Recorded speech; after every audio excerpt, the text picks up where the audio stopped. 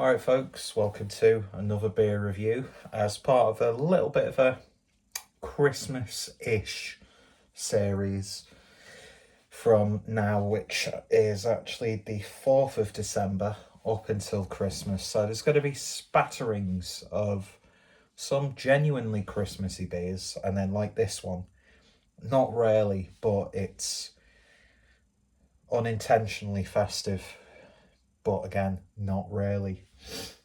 So today we're going over to Thornbridge and we're having a look at Cocoa Wonderland, which is a chocolate porter at 6.8% ABV. Cocoa Wonderland, Winter Wonderland. That's literally the connection. Pick this up from Morrison's. I think I have had this before. I did a quick look, but I've not reviewed it. So, we'll see how this one goes. And then at the end, to actually make it slightly more Christmassy, we're going to pair it with a little bit of Lebkuchen. These ones were from Aldi. So, yeah, got brand appropriate glassware for this one. So I'm still in the process of getting some Christmas beers. I've just been kindly gifted a selection of Christmas, it's a Christmas collaboration. So you'll be seeing those dotted throughout as well. And I've got picked up the vintage ale. Well, Adam Mesbeer's got me a vintage ale, and then I was out anyway, picked up another one because I knew I was going to just end up drinking one. Trying to save one to save for a couple of years. I know that's not going to happen. I'll probably crack that open as part of this as well. So we'll see. We'll see. Not going to make any sort of promises because I never stick to them. Maybe that should be my can't speak. Maybe that should be my New Year's resolution. Probably not. So yeah, brand appropriate glassware, a bit of Cocoa Wonderland. I am a fan of Thornbridge. File under brewery who I don't drink enough of their beers. Can't remember if I had anything from their room at Indie Man this year. Last year they had their Oktoberfest theme, which I've still got. They had these little stringy Bavarian things, and I've had that on my wrist ever since then, because I lived in Bavaria for a few years. Connections are connections. So yeah, beer in the glass then, and looking very, very nice indeed. Really sort of like a dark, intense brown. I don't want to say black, but you could mistake it for a black beer. But it's got a really sort of matted oak. Can you matte oak? I don't know. I know you can varnish oak, but can you give oak a matte finish? Can you treat it to have a matte finish like you can with, a painted surface? Mind you, you can paint on the wood. So yeah, as you can see, I'm not exactly the most DIY person, but it looks very nice. So on the nose then, very sort of roasted nuttiness. A little bit of a slight mild char. Really dark chocolate, cocoa powder, that sort of thing. It's not a boozy aroma, but it's sort of getting me in the mood for booze. Do you know what I mean? That sounded terrible. A little bit of a dark steeped fruit character there as well. But smelling very, very nice indeed. There's almost a slight mild, beef. No, there isn't. That was fucking stupid. Anyway, let's give it a taste. Cheers.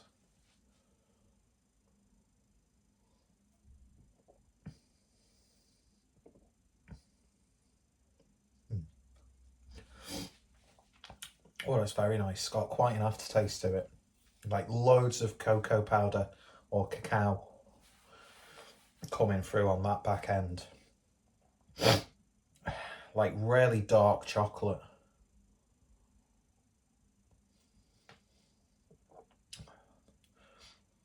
There's like a slightly almond flavour to it, which I'm not going to complain because I like, you know, the flavour of almonds. As a nut on its own, like many nuts, not terribly exciting. Not everything can be a pistachio, do you know what I mean? A salted pistachio. In fact, nuts that are salted, it doesn't matter what nut it is. It's like walnuts. It's amazing how little flavour there is when you actually have a proper walnut. I suppose you get that from a lot of, you know, nuts, grains and pulps.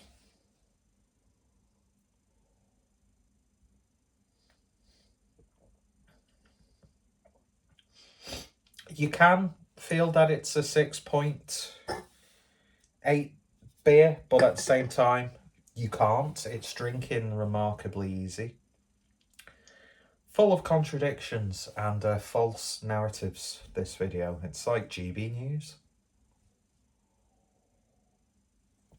Although, I won't lie, I am admitting that programme that John Cleese is hosting, a little bit, it misses a little bit on some of the humour. Can't believe I've basically promoted GB News. A channel that thrives itself on free speech, yet there's loads of Tory presenters and ex-politicians and people like that on there. So not really too balanced, is it? But like, what's Mark Dolan doing on there? Because I'd have thought he was like quintessentially, you know, liberal comedian. But then again, he's not really that funny, is he? Moving away from GB News. Yeah, it's very nice. It's simple. It's old school. Nothing ridiculous about it. It's just nice to have a beer like that every now and then. It's something that, let's say, I'm not sure how many times this is brewed. I've got a feeling it's a long-standing beer for Thornbridge. But I could imagine before all these dark beers got really silly and stupid and tasty, don't get me wrong, something like this would be like, wow, this is special.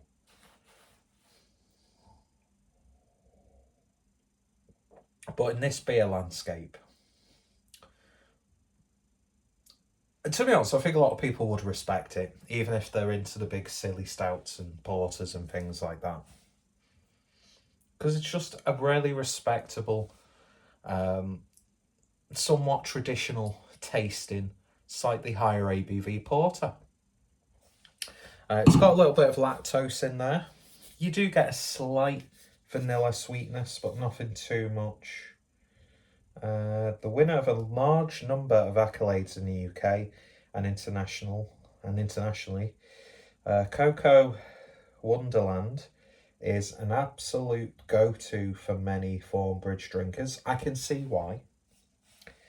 It has been created as a porter first, and beer on my fingers. What? At the first, balanced and sturdy with a light roastiness and distinct touches of mocha and raisin. I can get that. You do get that slight fruitiness there. The foundation allows the intense and luxurious cacao flavours to truly stand out without overwhelming the beer itself. That's what I was saying. The decadent chocolate notes are present from the first scent to the last drop. Pretty much spot on, although I said it wasn't really too chocolatey on the nose, but it comes through more on the flavour. You know, that's just... I'm drinking this chilled down.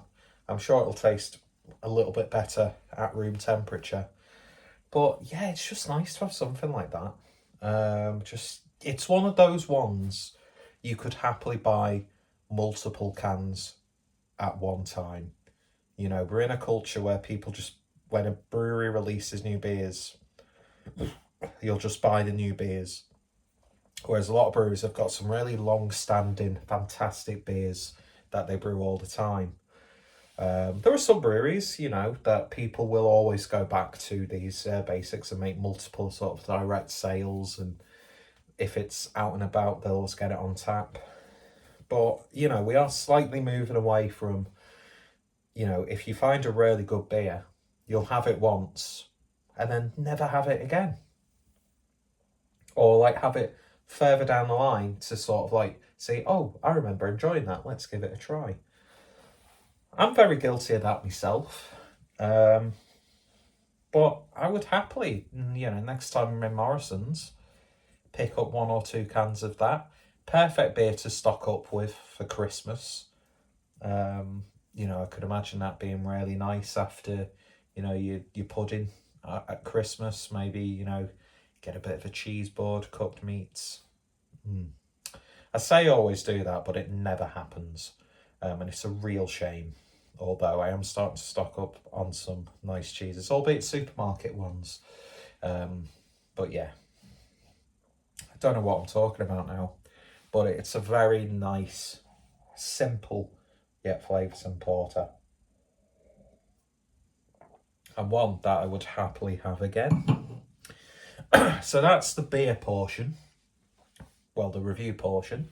Let's see what it tastes like, or if it works well with... I've had these in me like little beer fridge, and even though they've been in the fridge, when I get them out, they're almost like they're sweating. So maybe there's an issue with my fridge. It's keeping the beer nice and ice cold. But yeah, so go check out Thornbridge. I've got a few reviews on the channel, not enough, and I do really need to try and give Jaipur another chance, because that's a beer that to me doesn't really do much for me. So we'll have to try that, because I know you can get a double dry hopped version in Morrison's as well, but you can buy direct from them. So yeah, maybe at some point we'll do a Thornbridge order. Anyway, so if you're not interested in watching an overweight blonde kid, he's in his mid-30s, eating whilst drinking beer and making horrific noises with his mouth, then yeah, feel free to end this video now. Links in the description. Let me know if you've tried it, blah, blah, blah, blah, blah. But if you've got a little bit of a fetish, or you like ASMR, which I discovered when I did my last Chris Butty video, very ASMR forward, and some absolutely horrific sounds of me eating. If you're into that, pull your pants down, get your favourite lotion, whatever, and yeah, I say this every time, but I'm basically talking to middle-aged men. That's my core audience, and I'm making all these unnecessary references and comments. But yeah, anyway, so yeah, that's the beer review over with. That took a lot longer to say than it should have. Let's see what we get with this. So these are from, I can't read that, but that's the brand. I do love Leberkuchen. The only thing that's annoying me about like the supermarkets like Aldi and Lidl is they're not doing the cinnamon stars anymore. They're like my favourite Christmas biscuit, and every time I go to make them myself, just never works. I think I always fuck up when I'm doing the whisked egg yolk. Not egg yolk, egg white. That's probably why I fucked up if I'm using egg yolk. Because the consistency's never off and it just turns to mush. I just get too impatient, but yeah, anyway. Yeah, Leberkuchen, very, very nice. I love the little bags, well, the bags where you get the individual ones. Anyway, should we just eat it? Cheers. I was going to say Prost, but you can't really say Prost to a Leberkuchen. Wouldn't say boo to a goose, but I'll say Prost to a Leberkuchen. Leberkuchen, there we go.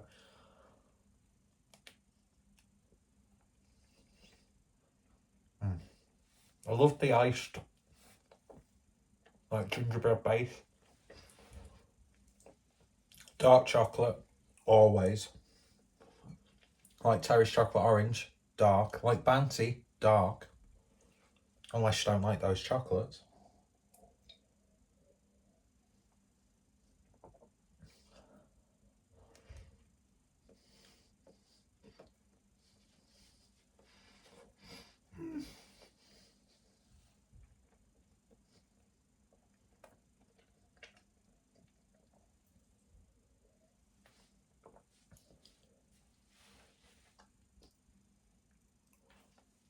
The Lebkuchen definitely affects the beer. You just get loads more bitterness. Adds a little bit of a spiced touch to the porter. It's not the best combination. It's very good though. And the porter's very good. Still happy.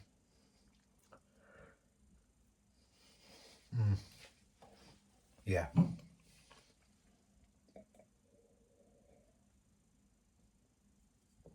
It doesn't really work when you mush it all together in one gulp. It kind of works, but it doesn't. But not too upset about it. So yeah, made it Christmassy now anyway.